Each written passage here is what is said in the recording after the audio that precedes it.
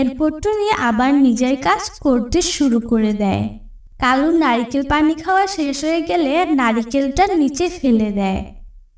ঠিক তখনই টুনি ছানা সেটাকে কুড়িয়ে এনে খেতে আরম্ভ করে দেয়। বাহ, এই পানিটা তো কত মজা! এই নারকেলটাকে আমি ফেলবো না, এটাকে আমি বাড়িতে নিয়ে যাব আর ঘরের কাছে লাগিয়ে দেব। সন্ধ্যা হয়ে গেলে টুনির ছানা সেই নারকেলটাকে নিজের সাথে নিয়ে যায়।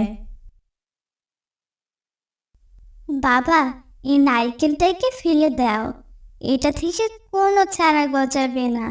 না না মা, এটাকে আমি ফেলবো না, এটাকে আমি লাগাবো। দেখবে ঠিক আমার এই নারকেলটা থেকে গাছ হবে, আর সেই গাছে অনেক অনেক নারকেল ধরবে।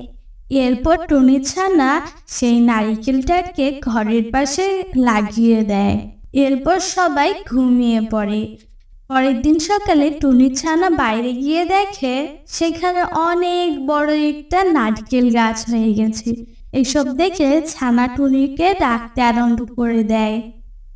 মা, তাড়াতাড়ি উঠো আর দেখো আমার নারকেল গাছটা কত বড় হয়ে গেছে। তাড়াতাড়ি উঠো মা। না বাবা, এমনটা কখনো হয় না। এক রাতে কি নারকেল গাছ হয়? আর সেই গাছে কি নারকেলও ধরতে পারে? আর ওটা তো নারকেল ছিল না বাবা, ওটা ডাব ছিল। তোমার গাছ তো হতেই পারে না। মা, মা, ভাই ঠিকই বলছে, ওর নারকেল গাছটা থেকে এত বড় একটা গাছ হয়েছে, আর সেই গাছে অনেক অনেক নারকেল ধরেছে। এরপর টুনি তাড়াতাড়ি করে নারকেল গাছের কাছে চলে যায়। নারকেল গাছ দেখে তো টুনি চমকে যায়। এটা কিভাবে সম্ভব? আমি তো আমার নিজের চোখে বিশ্বাসই করতে পারছি না। এখানে নারকেল গাছ কিভাবে হলো? এটা কোনো স্বপ্ন নয় তো? না টুনি, এটা কোনো স্বপ্ন না, এটা সত্যি। আমি হলাম জাদুর নারকেল গাছ, যেটা তোমার ছানা এখানে লাগিয়েছিল। তুমি যত চাও তত নারকেল এখান থেকে নিতে পারো, আমি কিচ্ছু বলবো না। গাছের কথা শুনে টুনি নারকেল পাড়তে গাছে উঠে যায়। টুনি যতই নারকেল পারে ততই আবার সেই জায়গায় নতুন নারকেল হয়ে যায়। টুনি তাই তাড়াতাড়ি করে অনেকগুলো নারকেল পাড়ে আর সেগুলো নিয়ে বাজারে বিক্রি করতে চলে যায়।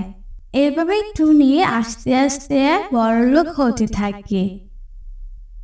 রাজু, তোমার ভাই মারা যাওয়ার পর থেকে তোমার ভাইয়ের বউ তো দেখছি অনেক বড় লোক হয়ে গেছে। ওরা দালান বাড়িও কিনে নিয়েছে। ওরা এত টাকা কোথা থেকে পেল?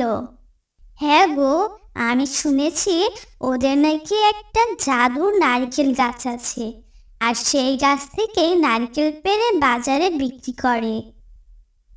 তাই তো ওদের নারকেল কখনো শেষ হয় না। তাই তো আমি ভাবি, এক গাছে এত নারকেল কিভাবে হয়? এটাই হলো আসল সত্যি। রাজু, এভাবে চলতে থাকলে তো ওই টুনি অনেক বড় লোক হয়ে যাবে, আর আমরা গরিব থাকবো। তুমি একটা কাজ করো, আজকে রাতে ওই গাছটাকে কেটে ফেলো, তাহলে সাপও মরলো, লাঠিও ভাঙলো না। এসব প্ল্যান করে ওরা রাত্রে গাছ কাটতে চলে যায়। যখনই রাজু ওই গাছটাকে কাটতে যায় তখনই গাছ তো ভীষণ রেগে যায় আর দুজনকে খুব মারতে শুরু করে। বাইরে এমন শব্দ দেখে টুনি তাড়াতাড়ি করে বাইরে চলে আসে। রাজু, মিনা, তোমরা এখানে কি করছো এত রাতে? টুনি ভাবি, আমাদেরকে বাঁচাও, এই দুষ্ট গাছটার কাছ থেকে আমাদের বাঁচাও, এ তো আমাদেরকে মেরে মেরে মেরেই ফেলবে। না না টুনি, তুমি এদের কথা একদম শোনো না। এরা আমাকে কাটতে এসেছিল যেন তুমি কোনো নারকেল না পাও আর আগের মতো গরিব থাকো, তাই তো আমি এত রেগে গিয়েছি। না না গাছ, তুমি আমাদেরকে ছেড়ে দাও আর মেরো না, আর মারলে তো আমরা মরেই যাব। এরকম কাজ আর আমরা কখনো করব না। তুমি দয়া করে মাফ করে দাও গাছ। আর টুনি, আমাদেরকে দয়া করে মাফ করে দাও। এমন ভুল আর আমরা কখনো করবো না।